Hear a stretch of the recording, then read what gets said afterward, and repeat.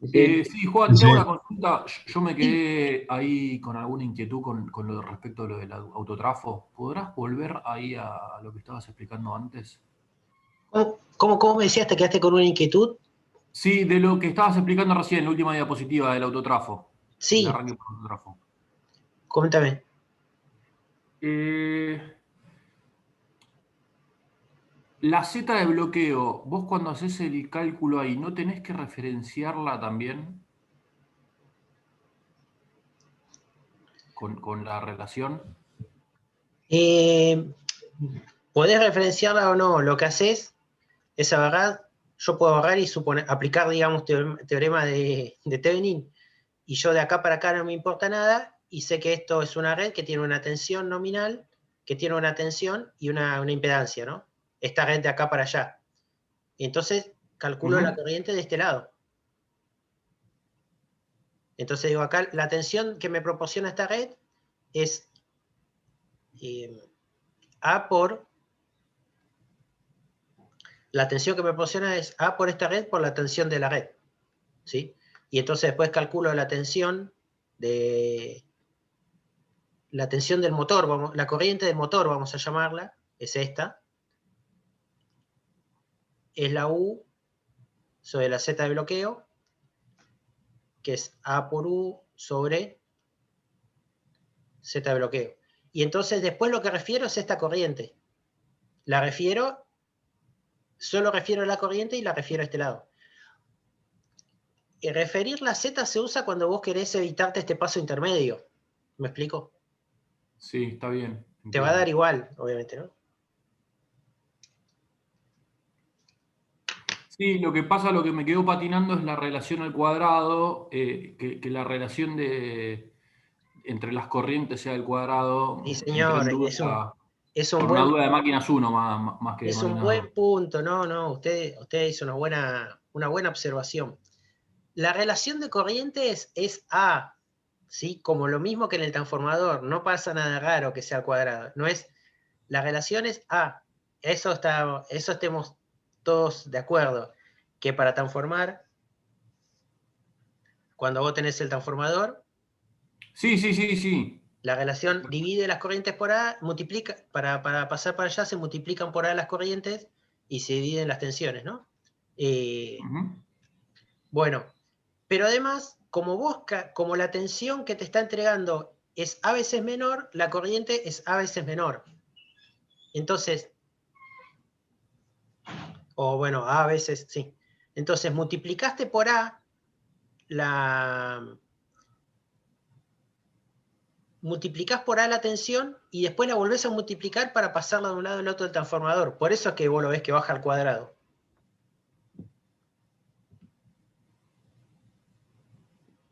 Está bien, te entiendo.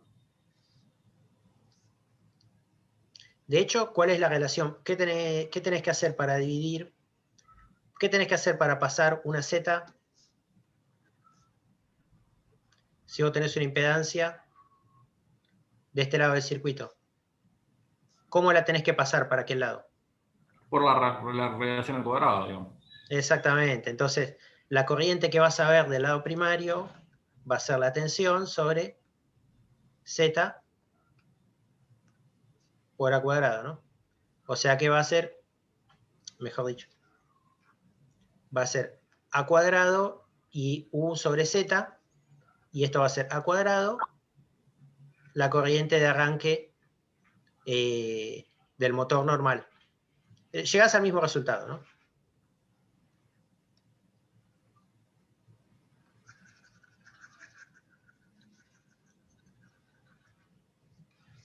Se llega al mismo resultado. Bueno, eh, ¿seguimos? ¿Para adelante? Sí, sí, por mi parte. Bueno, el último arranque que vamos a ver, lo voy a ver cortito porque ahora lo vamos es primo hermano. Cuando te empezás a meter con los arranques electrónicos, te vas con sus primos hermanos que son los variadores de velocidad, ¿no? Entonces hoy en día veo los temas. No es lo mismo. Un último método que se puede usar de los arranques electrónicos es el arrancador suave, ¿sí? El arrancador suave utiliza tiristores para ir recortándote te recorta la forma de la tensión, ¿sí? Entonces, vos pones un par de tiristores en antiparalelo. Entonces, si vos tenés si esta es tu señal de tensión, si esta es la forma de onda de la tensión, te acordás que el tiristor puede ser encendido, es un dispositivo que solo puede ser encendido y después se apaga cuando la corriente pasa por cero. Entonces, en un determinado momento, vos elegís y lo disparás. Y entonces en ese momento empieza a circular la corriente como si la tensión fuera la nominal, o sea, siguiendo la curva, no como si fuera, siguiendo la forma de onda de la tensión en esta parte. Y entonces la tensión efectiva que aplicás es esta, ¿sí? Este triángulo. Si vos cambiás el ángulo de disparo, podés obtener otro valor de tensión efectiva. Claro, si vos haces el análisis de Fourier y descomponés todos estos armónicos, vas a tener un primer armónico que tiene la misma frecuencia que, como esto tiene periodo, el periodo de esto es el mismo periodo que la tensión de red, entonces vos vas a tener un primer armónico que tiene la misma frecuencia que la tensión de red. Y ese es el primer armónico que te va a generar cupla en la máquina, como ya hemos estudiado, que los otros armónicos no hacen mucho más. Y entonces vas a tener, desde el punto de vista de la tensión fundamental, vas a tener una tensión reducida, porque ese primer armónico va a tener un valor mucho menor. Entonces vos le variando el ángulo, vas a ir variando la componente del primer armónico que le aplicás a la máquina, y así lográs el arranque. Hoy en día los tiritores son dispositivos baratos, muy baratos, entonces vos podés tener un arranque suave a un costo súper razonable, y lo bueno es que esa variación del ángulo te permite hacerlo tan suave como vos quieras, y controlando la corriente como tanto quieras. En definitiva, hoy creo que ya diría que ya han reemplazado a los otros arranques que vimos, salvo un autotransformador muy barato. Hoy en día como que solo tenés el arranque en estrella triángulo, algún autotransformador barato en algún caso, y después ya estás en arranques suaves, ¿sí? Y resolvés un montón de casos. Desventajas de un arranque suave, bueno, es que tenés electrónica, ¿no? Ahí tenés que tener cuidado con las sobretensiones, hay que poner hay que poner fusibles, curiosamente unos fusibles para protección electrónica que ayudan a que no revienten los tiristores ante un pequeño corto. La electrónica tiene ese problema, ¿no? Vos llegás a tener un corto acá, por algún motivo, ¿no? Te van a tener un cortocircuito y lo más probable es que los tiristores vuelen. Tiene otras desventajas que se van solucionando, la verdad es que cada vez más robusto esto, pero bueno, hay que tenerlo en cuenta. No voy a meter mucho más con esto porque, como les digo, viendo control de velocidad lo vamos a ver. ¿Sí? ¿Alguna consulta sobre este tema?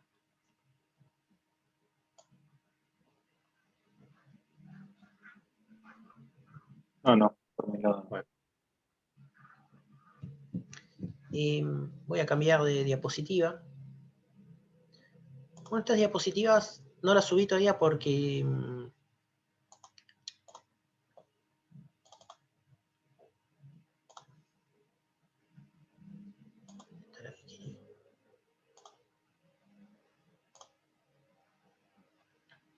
cargué la otra.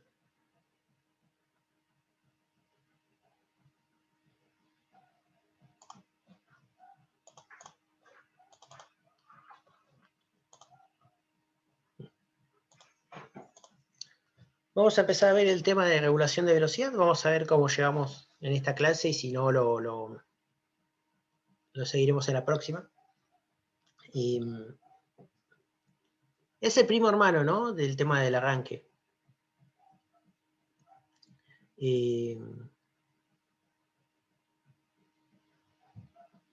Primo hermano digo, ¿no? Pues ahora lo vamos a ver con la electrónica en particular, ha hecho que los dos problemas se acerquen.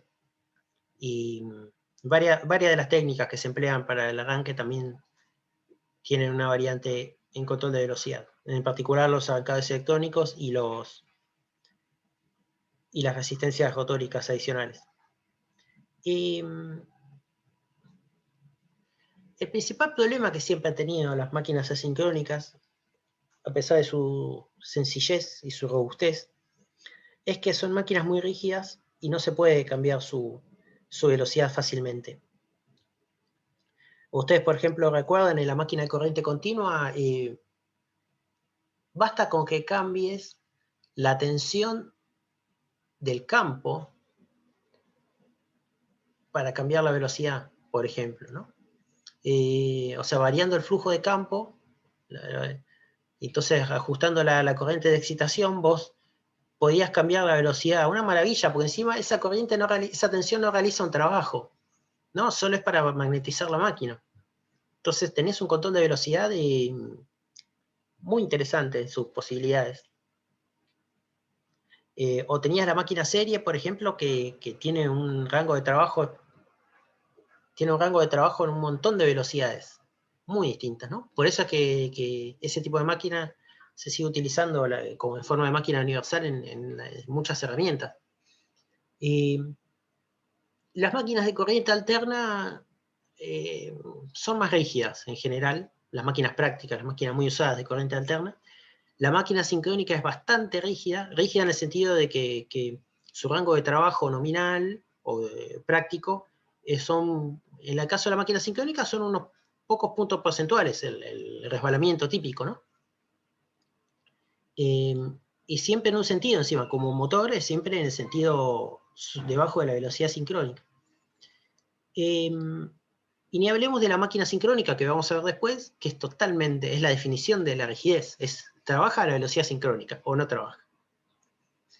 Y esto siempre se deseó cambiarlo, siempre se deseó combinar ambas características. Existían soluciones, hasta la década de 50 existían soluciones, 60, que capaz que las voy a nombrar nomás, las cascadas, ¿no? Cascada Scherbius en particular. Existían algunas versiones para construir máquinas de dos velocidades distintas, la máquina Dallender, ahora esa sí la vamos a estudiar. Pero no mucho más. Y también existía alguna máquina especial con la máquina Schrag, que es pariente de la máquina sincrónica, pero no es una máquina sincrónica estrictamente. En su construcción, ¿no? Es más compleja, tiene más partes.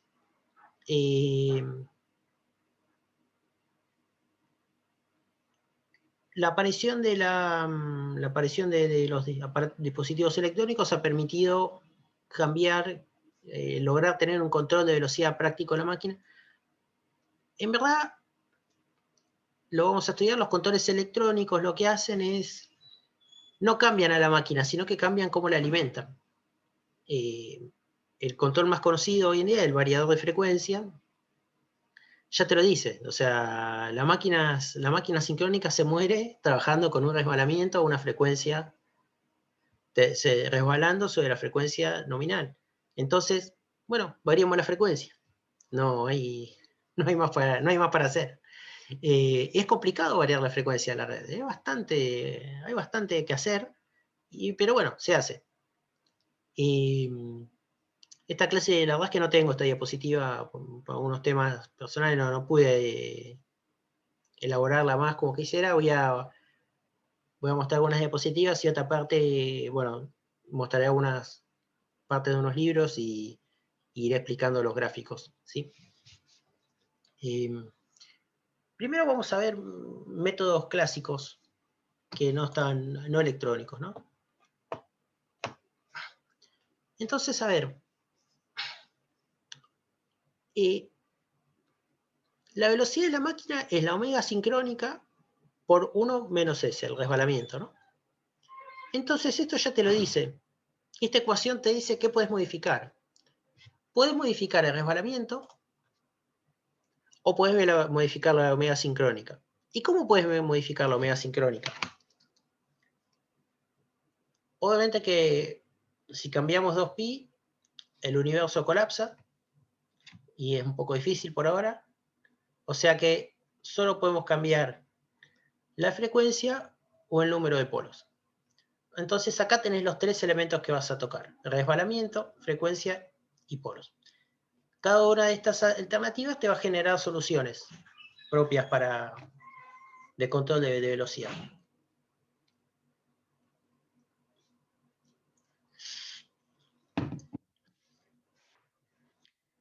Por variación de frecuencia, hay métodos que son históricos. Uno era muy loco, es usar una máquina de continua con un generador, o sea, crear una especie de grupo. Esto es casi tan loco como hoy en día, en un momento era lo que había, pero esto es casi tan loco como poner un grupo electrógeno, traerte un grupo electrógeno y hacerlo andar a una frecuencia particular. Entonces, en vez de usar un motor diésel para impulsar el grupo electrógeno, usabas un motor de corriente continua, ¿no? Esto era, tenías la red trifásica, rectificabas,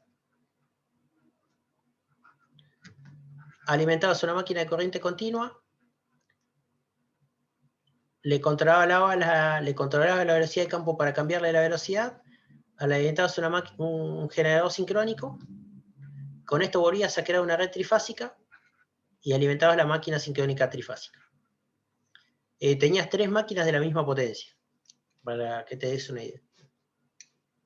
Más un conversor, que en ese momento no era fácil, y muchas veces este conversor también era otra máquina más.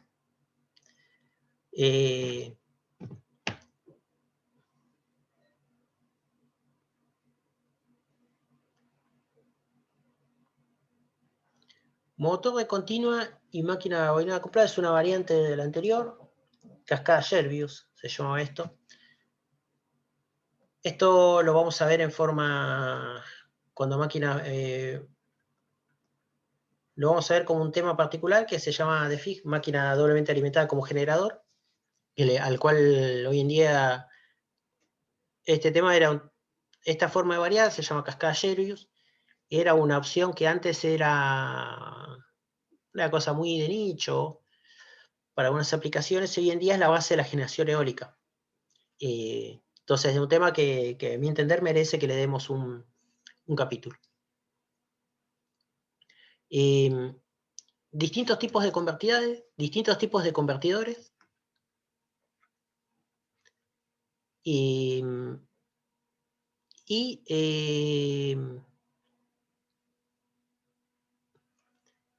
Los inverters, digamos, y los cicloconvertidores, que también son variaciones del caso anterior, ¿no? De los inversores.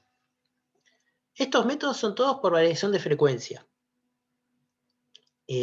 Por variación de polos, tenemos 2 métodos. Uno que es bastante obvio, que es crear 2 bobinados, ¿sí? Entonces creo 2 bobinados distintos, los acomodo en la máquina. O sea, uso algunas ranuras para construir un bobinado de 4 polos, por ejemplo, y utilizo otros bobinados para construir otras ranuras para construir un bobinado de 2 polos. Un segundo método es la conexión Dallender, que es una idea un poco más inteligente que la anterior, que consiste en conectar algunas espiras en serie, cambiarlas en serie en paralelo y con eso cambiar los números de polos. Y el último método sería por modulación del número de polos, que es como un Dallender más generalizado. No lo tenemos acá, lo vamos a ver lo van a ver más en accionamientos. Estos últimos 3 son exclusivos para máquinas cortocircuito, ¿sí? La otra familia de métodos es por regulación por resbalamiento.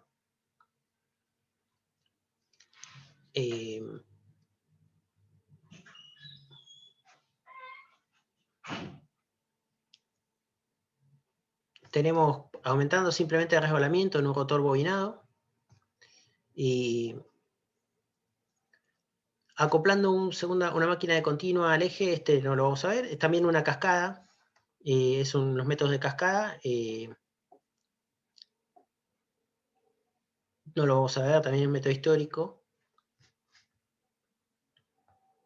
Con recuperación de energía del rotor, inyección a la red, y B4, tensión inyectada al rotor, estos son más métodos de cascada, también conocido como método Jervis, desde el otro punto de vista, y estos los vamos a estudiar bien cuando veamos en este capítulo de generadores asincrónicos. Ahora lo vamos a estudiar muy poquito.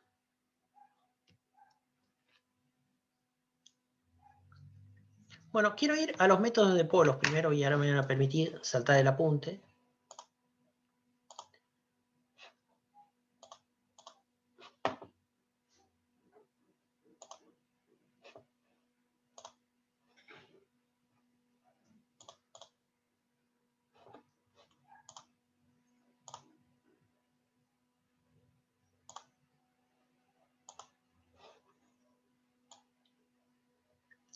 Bueno, vamos a los métodos propios, vamos a llamar los métodos adentro de la máquina, ¿no? Métodos modificando la máquina.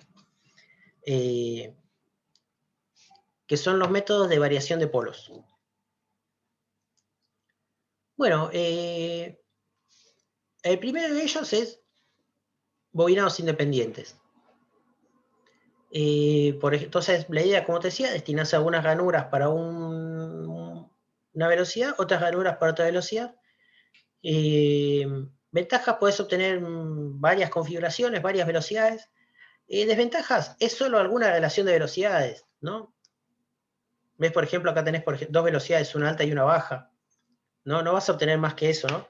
Por ejemplo, podés obtener una máquina y no es mucho lo que se puede lograr. Vos tenés una máquina, por ejemplo, para una máquina de 2 polos, tiene 3000 RPM. Si querés hacer después una máquina de 6 polos, por ejemplo, ¿no? Para tener 1000 RPM, para hacer 6 polos tenés que usar un montón de ranuras porque ya son 6, ¿no? Y vimos que si querías 2 ranuras por polo y por fase. Entonces, no, tampoco podés hacer una máquina de grandes variaciones de polos. Bueno, no. Y se desaprovecha un bobinado, ¿no? Entonces también. Esto hace que esta disposición de ranuras hace que aumente la reactancia de dispersión y entonces te aumenta el coseno phi empeora y la cupla de arranque es baja y alta, y alta la corriente de arranque. O sea, empeorás las características de la máquina que tenías antes.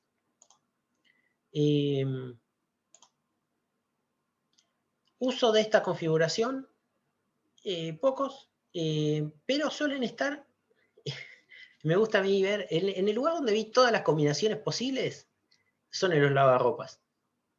Los lavarropas son un dispositivo los lavarropas automáticos, ¿no? Los lavarropas tienen, ¿cómo es?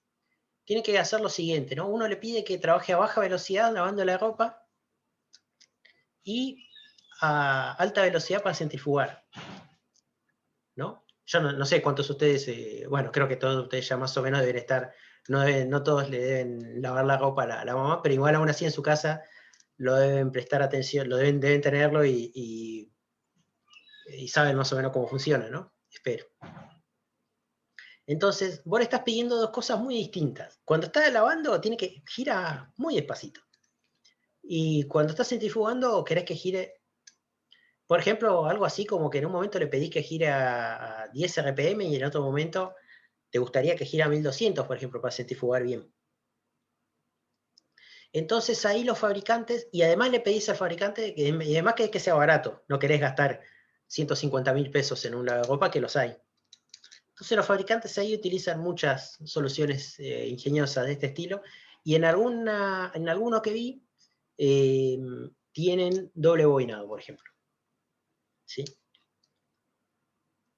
Lo bueno es que utilizan poca potencia en general y estos problemas que genera esta baja eficiencia se compensan, ¿no?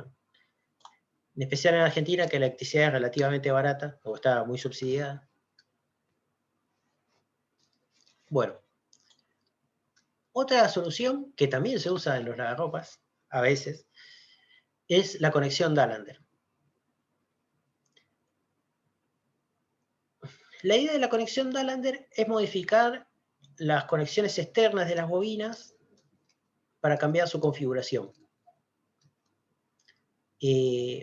Utilizas todas las bobinas para cambiar y lo que se utiliza es, lo que lográs es una relación de 2 a 1. ¿Sí? Entonces una máquina de, por ejemplo, 6 polos la convertís en una máquina de 8 polos la convertís en una máquina de 4, o una máquina de 2 polos la convertís en una de 4.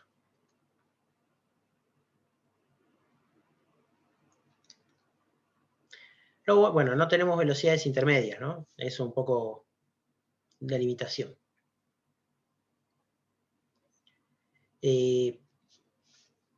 ¿Cómo lo vas a hacer? Por ejemplo, fíjate que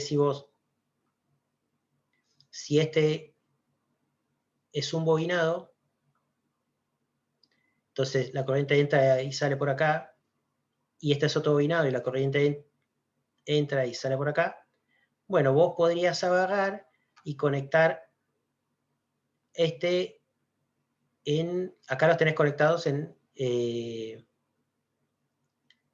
acá digamos los tenés conectados en serie, ¿no? Así, este acá, este con este, entonces la que sale entra, sale y se va.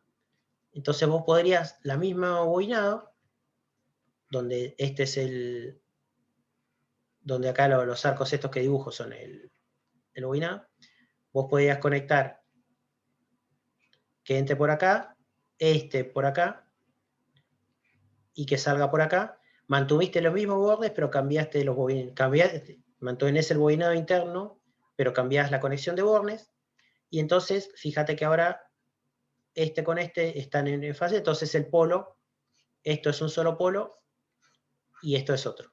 Y pasaste de tener 4 a tener 2 polos. Ahora lo vamos a ver mejor, estas conexiones, pero esa es la idea respecto al campo de la máquina. La tensión de la red es la misma para alta velocidad o baja velocidad.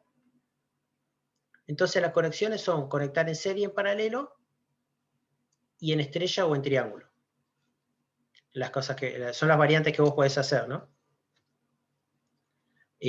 O sea, conectás, como siempre duplicás el número de polos, o los dividís por 2, entonces vos podés poner un polo en serie, los podés poner en serie y después cambiarles la configuración, entonces poner los bordes homólogos, podés poner los bordes homólogos en lugares opuestos o en lugares juntos, o también lo que podés hacer es conectarlos en paralelo. Y la otra opción que puedes hacer es pasar de estrella a triángulo. Entonces, esto te da 3 posibles casos de conexión: a potencia constante, a cupla constante y a cupla variable. Ahora lo vamos a ver.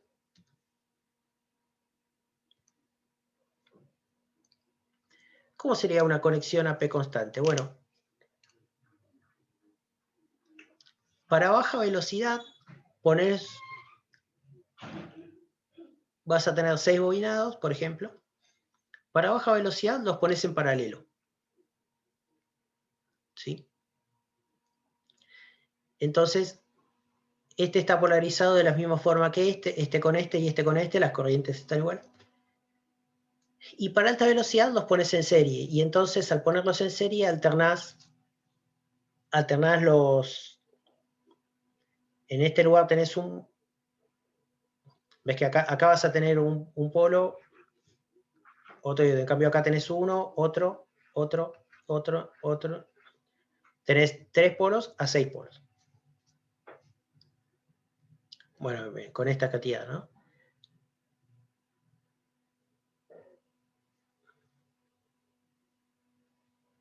Pase de filo a jamás.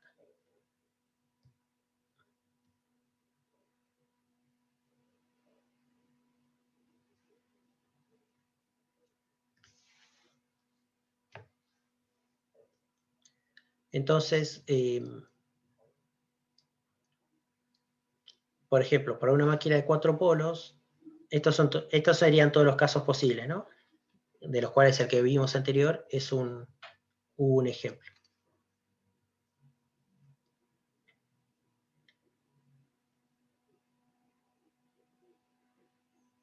Cuando quiero conectar, para conexión en serie,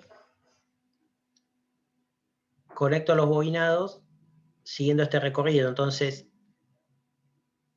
me salté, o sea, entro por el mismo borne, ¿ves? Acá y acá. Y entonces altero los números de polos. Tengo 4 polos, ¿no? Porque tengo el polo intermedio, será una especie de polo consecuente acá. Y entonces, claro, ¿por qué? Porque acá cambio el sentido de circulación de las corrientes. Si esta conexión yo la paso a esta, donde entro por acá y entro en el borne contrario, ves que por el que salgo vuelvo a entrar, entonces acá las corrientes tienen el mismo sentido y no creas un nuevo polo. Reforzás el que tenés anterior.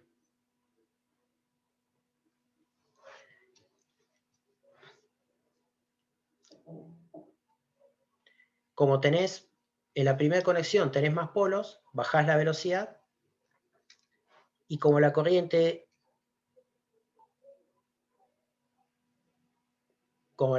se mantiene, mantenés la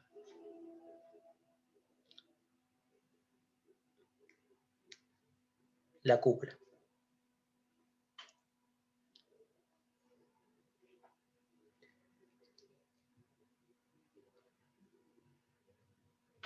Esto sí, mantenés la conexión en triángulo, ¿no? En la segunda conexión, vos conectás en serie y mantenés la máquina en triángulo, mantenés la velocidad, aumentás la velocidad y te mantenés en potencia constante. Bueno, la otra forma sería conectar en paralelo. Para conectar en paralelo,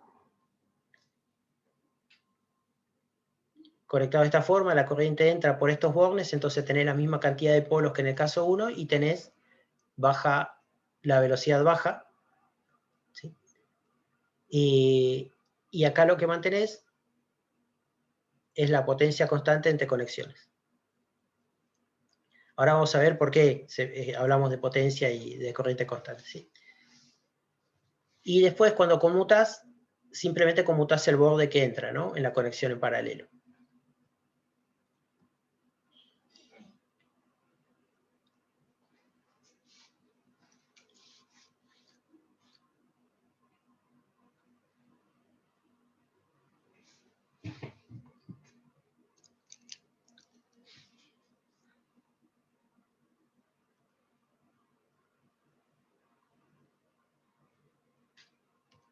¿Se entiende hasta acá cuáles son las posibles conexiones? Ahora vemos por qué, como digo, decimos mantenemos cúpula o potencia constante. Pero respecto de cómo se hacen las conexiones y cómo se varía el número de polos, ¿se entiende?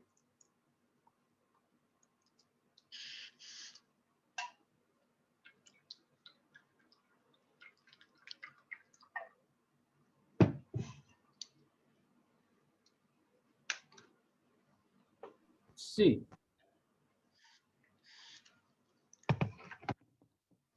Sí, digamos, me dicen así un sí no muy convencidos, ¿no?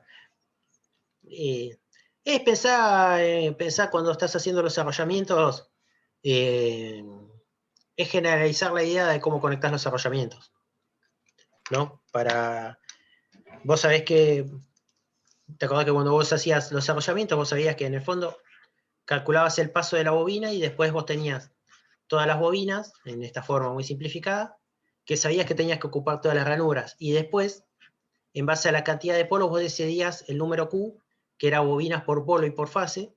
Entonces vos sabías cuántas tenías que conectar en serie.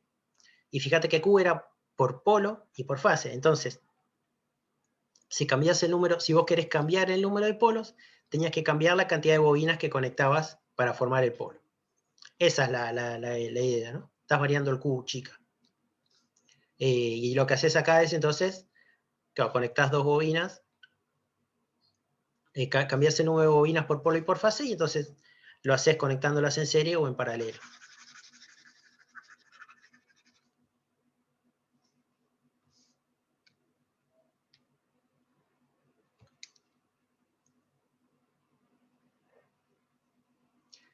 Algo que se va a mantener constante siempre es la corriente de fase que puede soportar la bobina. ¿Por qué? Porque es un dato de diseño electromecánico. O sea, cuando diseñaban el motor, le dieron un determinado valor de la corriente de fase y eso va a ser siempre constante. Entonces,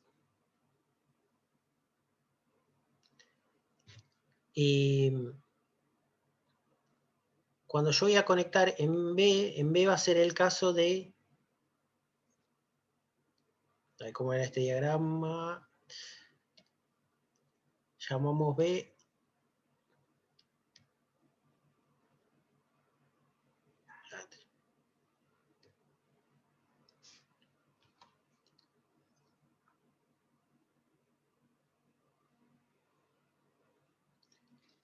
El caso B es el caso de mayor número de polos. Entonces, ¿qué pasa en el mayor número de polos? La tensión que va a soportar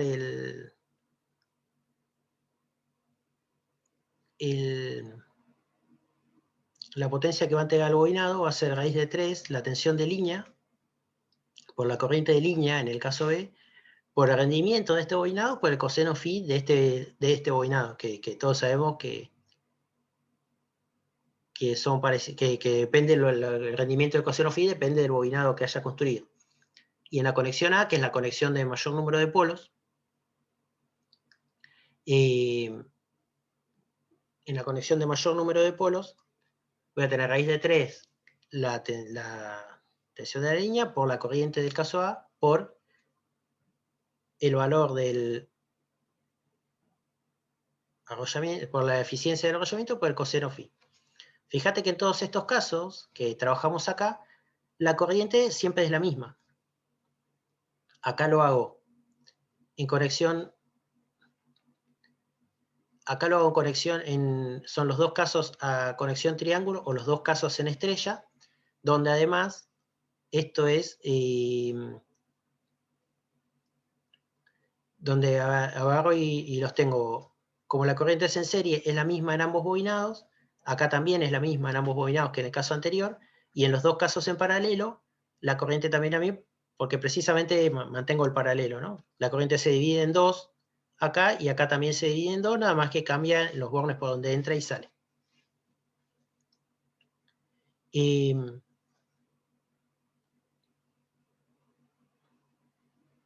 Como la corriente es la misma, yo lo que voy a hacer es, voy a, por ejemplo, agrupar estas dos, ¿sí? Porque quiero una conexión AP constante. ¿Sí? Porque es una característica que deseo, ¿no? Entonces, ¿qué voy a hacer si quiero AP constante? Bueno, digo, conecto alta velocidad y en triángulo, y en baja velocidad y en estrella. En este caso la corriente va a ser igual en los dos, pero fíjate que la corriente que va a pasar por cada bobinado es siempre la misma en todos los cuatro casos, pero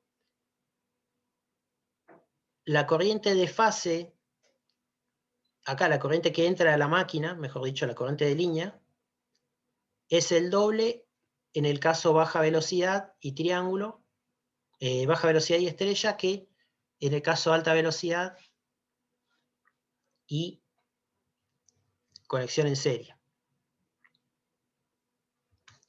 O sea que esto se me va a ir con esto con esto. No sé qué va a pasar con esto. Pero la corriente, en el caso de baja velocidad, va a ser el doble. Eligiendo estas dos conexiones, la corriente en baja velocidad va a ser el doble porque tengo acá. Pero la tensión, ¿qué va a pasar? Va a ser, la tensión acá va a ser raíz de 3 veces menor a la que tenía antes. Va a aumentar la corriente y va a disminuir la tensión de fase. Acá hay un 3 de más, este no se tiene que simplificar. Este acá no tiene que estar, disculpen. Porque en la conexión B, el bobinado recibe toda la tensión, no recibe 1 sobre raíz de 3. ¿Sí? Entonces este no se te va a simplificar. Y lo que vas a tener es que la relación de potencias entre los dos casos es 2 sobre raíz de 3. Por la corriente de fase, que va a ser la misma, dijimos. La de fase, no la de línea, ¿no? ¿Y qué va a pasar con los rendimientos y con los cosenos phi? Bueno, es ligeramente mayor el de B. El rendimiento vas a tener un factor más o menos de 0,7. Esto es por cómo te quedan las cuentas, te queda que la relación esta de rendimiento por coseno phi, donde el coseno phi en el caso de mayor número de polos es peor, el número de polos aumenta la reactancia de dispersión. Entonces la relación de potencias por factores de conexión y por factores prácticos va a terminar siendo el 80%. ¿Sí?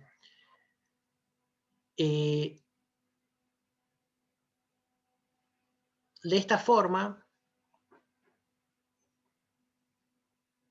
como la relación de potencias es casi 1, en verdad es 0,8, en la colección de Allender decimos que es como si fuera P constante. Es una aproximación, ¿no? Importante. Entonces, para esa conexión la logramos ejecutando serie y triángulo, y paralelo y estrella. ¿Cómo nos quedan las curvas de funcionamiento, de cupla en función de resbalamiento? Bueno, tenés una baja velocidad, que es la mitad de la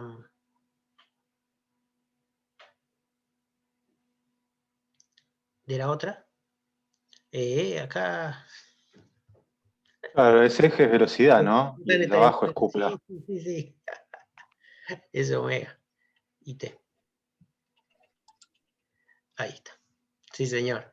Entonces tenés una velocidad que es la mitad de la otra y tenés en el punto de funcionamiento nominal tenés igual P, ¿no? Aproximadamente.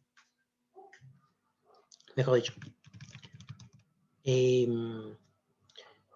Como esa P constante, estoy diciendo acá, tenés el doble de cupla más o menos en el punto de trabajo, ¿no? La cupla máxima, bueno, y la cupla, o sea, si vos elegís el punto de resbalamiento máximo, y el punto de resbalamiento máximo, como la potencia es constante y la velocidad es la mitad, significa que tenés el doble de cupla. ¿Sí?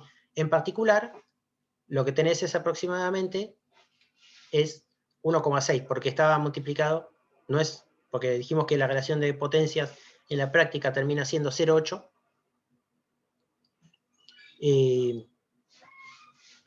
La relación de potencias en la práctica terminaría siendo 0,8, y como tenés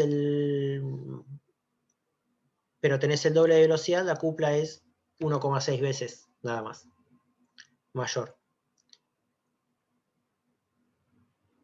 Es confuso, ¿no? Porque te estoy diciendo que... Bueno, no es confuso.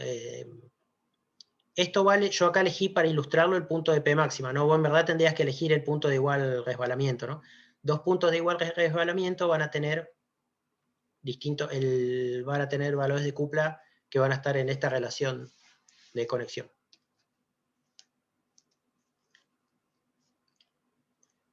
Bueno, el segundo caso de conexión, esa cupla constante. En el caso de cupla constante, va a también ser aproximadamente así.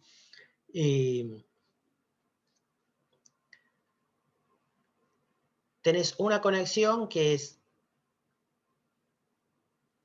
en antiparalelo de los bobinados, ¿sí? Este bobinado está en serie. Fíjate que pones en serie dos bobinados de distinto lado del triángulo, de distintas fases. Entonces pones este con este, y dentro de una misma fase los bobinados te quedan en antiparalelo, para baja velocidad. Cuando pasás a alta velocidad, cambias a conexión triángulo, cambias a conexión estrella, también con los bobinados en antiparalelo, y los pasaste, pero en vez de estar en serie, estar en paralelo. Son estos dos casos. Este caso que está acá, y este caso que está acá. Con el mismo razonamiento, la corriente que circula por la espira es siempre la misma, y F es constante.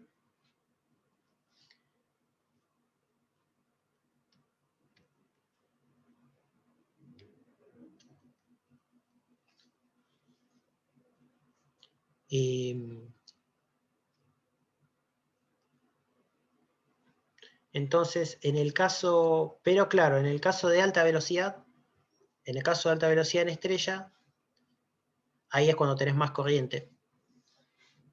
Sí. Entonces, en el caso B, que es de baja velocidad, la potencia vas a tener la raíz de 3 de la tensión de...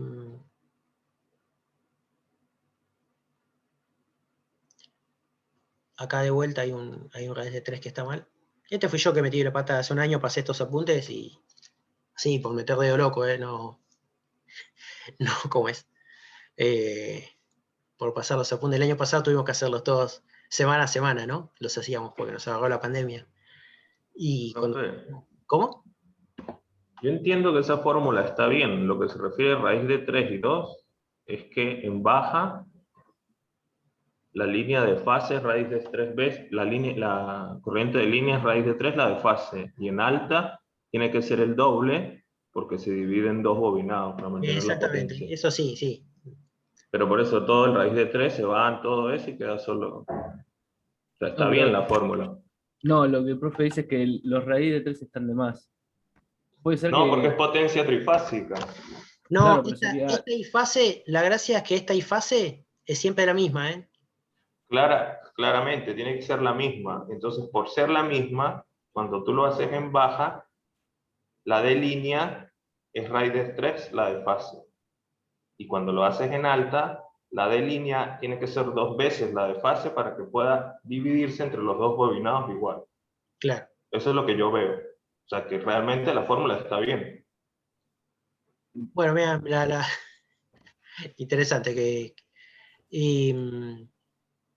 Para mantener la potencia tienes que mantener la corriente. La forma de mantener la corriente. En la de baja, la de línea tiene que ser raíz de 3 la de fase. Y en la de baja tiene que ser 2 veces la de fase. Para que cada bobina me reciba la misma corriente. Claro, pero lo que el profe dice es que en la fórmula inicial ya tiene corriente de línea B y corriente de línea A, que cuando recién lo pasa a corriente de fase sale la relación de raíz de 3 y de 2. Bueno, no, pero ahí estás presentando, cuando dices PB, potencia de baja, estás presentando una potencia trifásica que es raíz de 3 por siempre valores de línea. Luego relacionas saber si la de línea es igual a la de fase o no. Claro, acá está. Ambos, yo lo simplifiqué así por hacerlo rápido. Estos dos se te van a simplificar con estos dos, ¿no? Pero ¿qué va a pasar con este? Este y este En el caso B, corriente de línea, esto es raíz de 3 IF, que es lo que dice como Y. Y esto es simplemente IF porque están en serie. En el caso A, están 2 veces IF sería la de línea, claro. línea de alta. Porque tengo 2 bobinas para que sea la misma potencia. Exactamente, ¿ves? Acá es 2 veces y en cambio acá es raíz de 3 porque está en conexión en línea, ¿no? O sea, si yo lo miro, lo que me está pidiendo es mirando desde acá.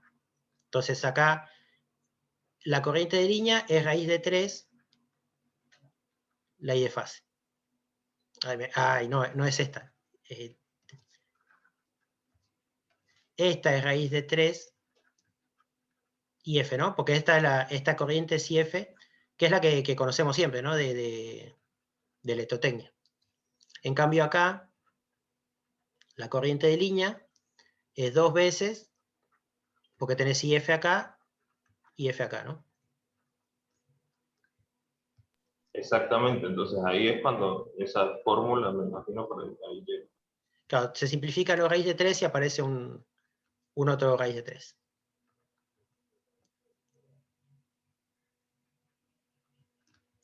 Bueno.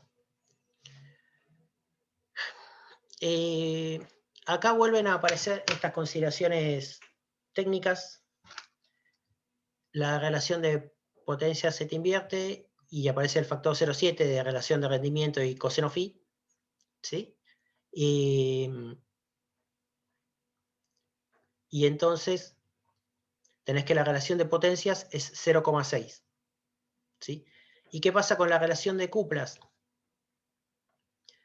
Como la velocidad está una en doble de la otra, pero la potencia está en relación 0,6 una de la otra, la relación de cuplas es 1,2 veces. ¿Sí? Solo porque es la potencia de B, esto es 0,6, la potencia del caso A, y la velocidad es 2 veces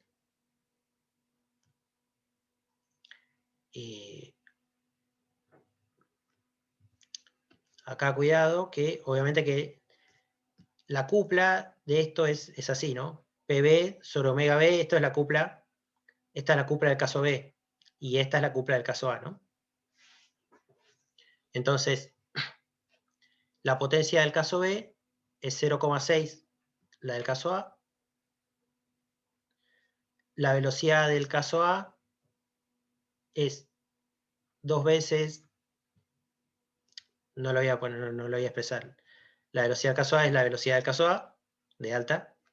Esto es la potencia del caso A, de alta, y esto es 2 veces omega de A sobre 2. Entonces este PA se te va a ir con este con este. Entonces te va a quedar, y este 2 va a pasar arriba, 0,6 por 2, 1,2 veces. Y entonces decís que la cupla es aproximadamente constante. Comillas, comillas, ¿no? Y lo conectás así. Como la cupla máxima es más o menos constante, o sea que para un mismo resbalamiento vas a tener menos potencia y vas a tener aproximadamente la misma cupla para un mismo resbalamiento. Acá en este eje tenés que poner omega, no es un eje de S, ¿no? Porque acá tendrías un eje de S y acá tenés otro. Acá hay un S igual a 0 para el caso B y acá hay un S igual a 0 para el caso A. ¿Sí? De alta velocidad. Entonces por eso lo hacemos en función de omega y no en función de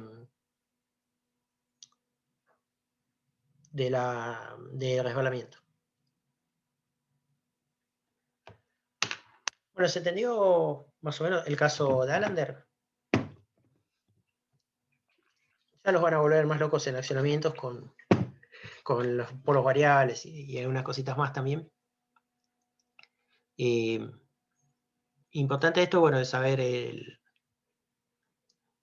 que existen estas posibilidades, ¿no? Y que han sido estudiadas y hay producción.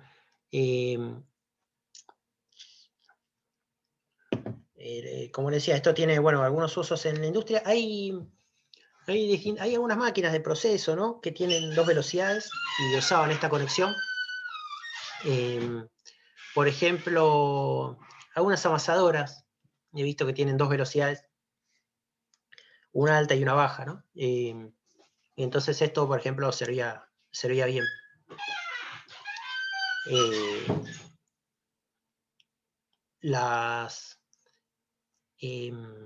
¿Cómo es?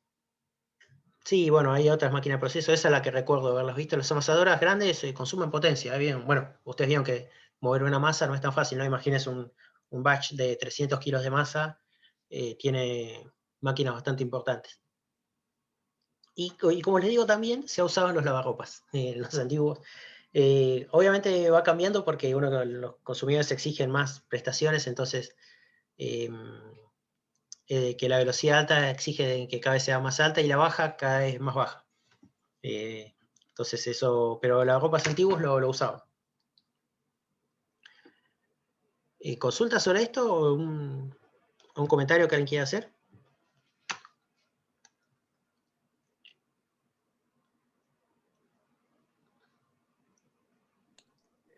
No, por el momento. Bueno. Gracias al que me tiró la mano con las raíces de 3. Y bueno.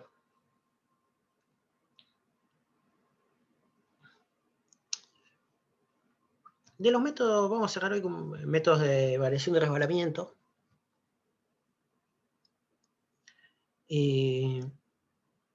¿Cómo puedo variar la velocidad si uso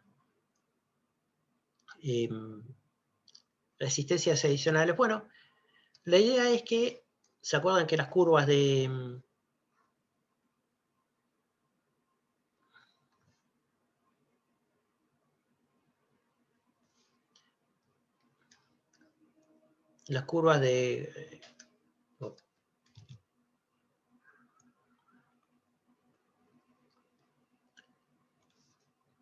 de resbalamiento cupla en la máquina normal son bastante rígidas, pero si yo pongo resistencias adicionales pasan dos cosas. Este máximo se desplaza.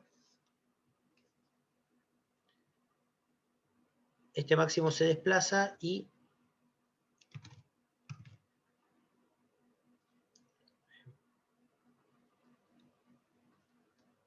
entonces yo puedo lograr una cierta variación para un mismo valor de cupla, por acá. Yo puedo lograr una variación de la velocidad aplicando resistencias adicionales y parándome acá, teniendo más pérdidas, ¿no? Hay una pérdida adicional que es la potencia de campo. Bueno, usando el circuito equivalente de la máquina, llegamos, bueno, ¿cómo varía ¿cómo es?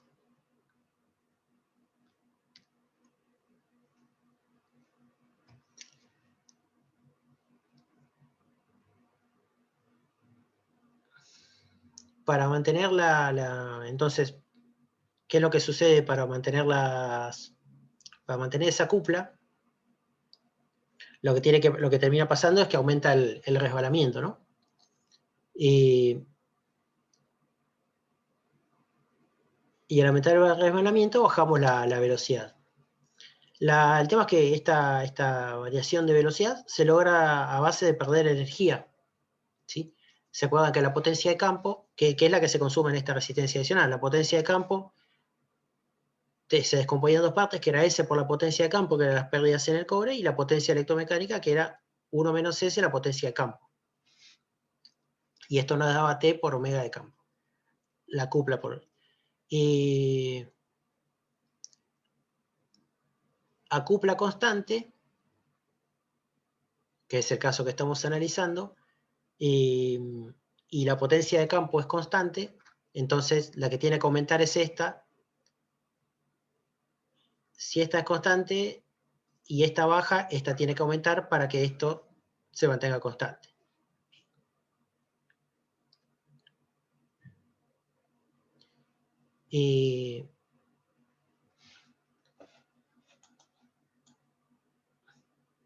La regulación tiene un rango pequeño. Se puede hacer de hasta 0. La verdad es que se puede hacer hasta omega igual a 0. Y entonces y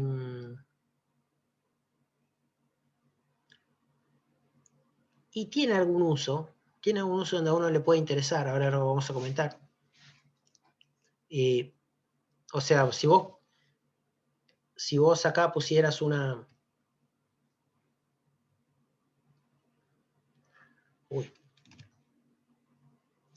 Si vos pusieras un valor muy alto de resistencia, podría llegar a ser algo así. Y obtener valores, y podés trabajar acá, voy a hacerlo con una recta, porque no es una mala. Vos podés lograr mantener un punto de cupla muy cercano a 0, y podés lograr valores muy bajos de velocidad. Perdiendo un montón de energía, pero bueno, a veces lo necesitas. Y obviamente cuanto más bajo es el valor, acá es una coma. Toma. El rendimiento es muy bajo, a velocidad es muy baja. Y desventaja, bueno, que la velocidad depende del valor de la cupla. ¿Para qué te puede interesar esta forma de variar la velocidad? Bueno, un uso que tiene es en los puentes grúa. Entonces, generalmente el puente de grúa vos tenés un problema para cuando vas a bajar la carga. Hay un puente de grúa que se usa mucho en la industria, que es el puente de grúa de montaje. Entonces vos tenés una planta de fabricación, vos tenés una planta y estás trabajando acá, por ejemplo, imagínate que estás armando un transformador, tenés las columnas, y acá tenés los bobinados, entonces tenés un puente de grúa.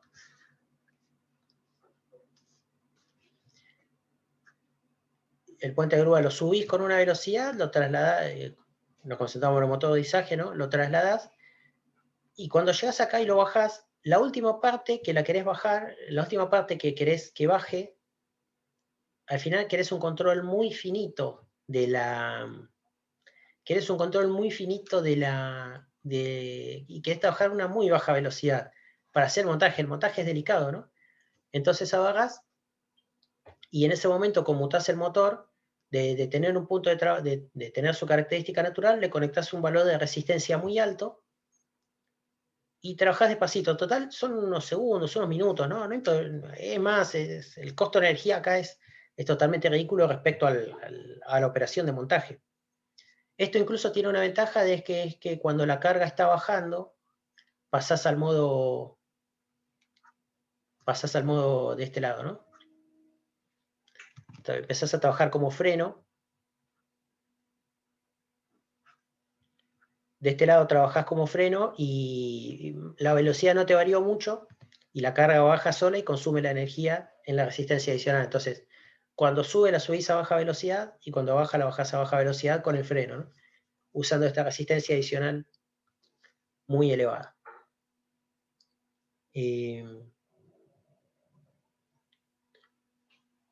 Bueno, y cuando la carga también está bajando, esto cuando la estás frenando, cuando la carga está bajando,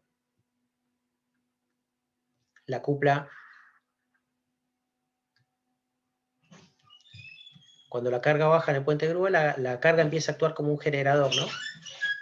Pero te pasa de ser positiva, esto cuando está subiendo, cuando el peso está subiendo, es una cupla en este sentido. Cuando la carga la empezás a bajar, entras en el modo generador, te vas del otro lado, pero obtenés una cupla, obtenés baja velocidad con, ¿cómo es? En modo generador. Con una alta cupla y disipas también la energía potencial gravitatoria de la carga, en su gran mayoría la terminas disipando en la red.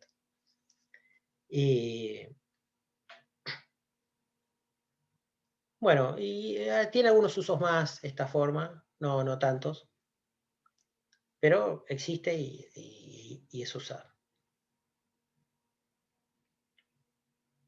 ¿Se entendió este método?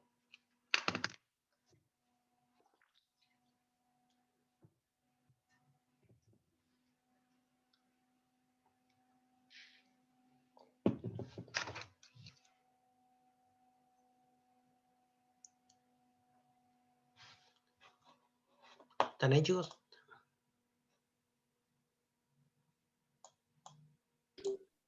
Sí, sí. Y Juan, se entendió. Bueno.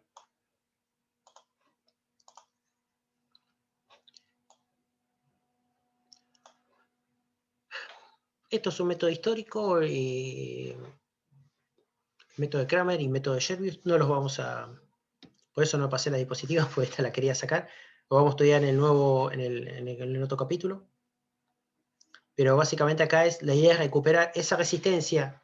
La idea de estos métodos es recuperar la resistencia que se quema agregando resistencias adicionales, es recuperarla de alguna forma. ¿Sí? En vez de disiparla en la...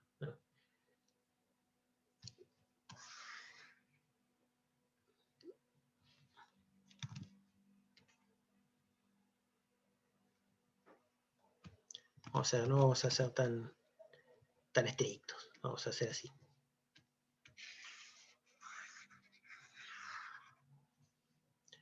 Quiero que quédense con la idea de que el método existió. No tuvimos tanto las curvas y esto, ¿no? De lo que vamos a hacer.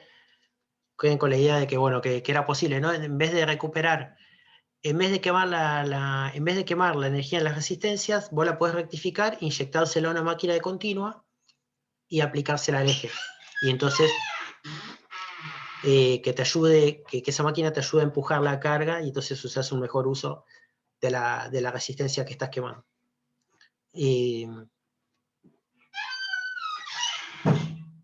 Esto se llama cascada Kramer. La idea es que vos conectás por el eje. ¿Sí? La reinyección de potencia es por el eje. Bueno, el método Sherbius es la misma idea, pero por métodos eléctricos. ¿Sí? Y entonces, la idea es que la energía que vos quemás en las resistencias, la rectifiques, se la pongas a una máquina de continua y con una máquina asincrónica trifásica como generador, la vuelvas a inyectar a la red. Podés usar esto o una máquina sincrónica, hay varias máquinas.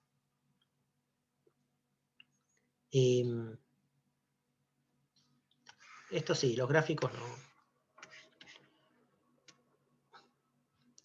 Y el equipo electrónico se llama cascada Sherbius electrónica, y esto es lo que conocemos, lo que vamos a estudiar en más detalle en los generadores de Fick. La idea entonces es vos controlar la tensión y corriente que inyectás al rotor para manejar la potencia que está generando la máquina. Bueno, ¿se entendió hasta acá? Bueno, no agregué mucho, ¿no? Pero...